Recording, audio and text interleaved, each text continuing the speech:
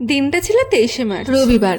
দুপুরবেলায় আমরা সবাই মিলে বেরিয়ে পড়েছি মায়ের পুজোর ভোগ খাওয়ার জন্য। এই দেখো এখানে ভোলে বাবাও আছে। প্রণাম করেই চলে আসি আমরা এইদিকে। এই দেখো মাকে কি অপূর্ব লাগছে, তাই না? দর্শন করে কিছু ছবি তুলে তারপরে আমরা চলে আসি এইদিকে, যেখানে ভোগ খাওয়ানো হচ্ছে। এসে তো আমরা একদম অবাক, দেখো কতটা ভিড় এখানে। যাই হোক, এবার আমাদেরকে ওইখানে যেতে হবে, ওই যেখানে সবাই খাচ্ছে তাদের পিছনে গিয়ে দাঁড়াতে হবে, তারপরে তারা উঠলেই আমরা বসতে পারবো। সেই মতো আমরা ওইখানে চলে আসলাম, দাঁড়িয়ে জানো তো এত ভিড়ের মধ্যে একটা আলাদা শান্তি লাগে। এই মন্দিরটা অনেকদিন আগে এখানে হয়েছে, কিন্তু আমার ঠিক যাওয়া হয়ে ওঠেনি। আজকে এখানে এসে খুব ভালো করেছি, আমার খুব ভালোই লেগেছে।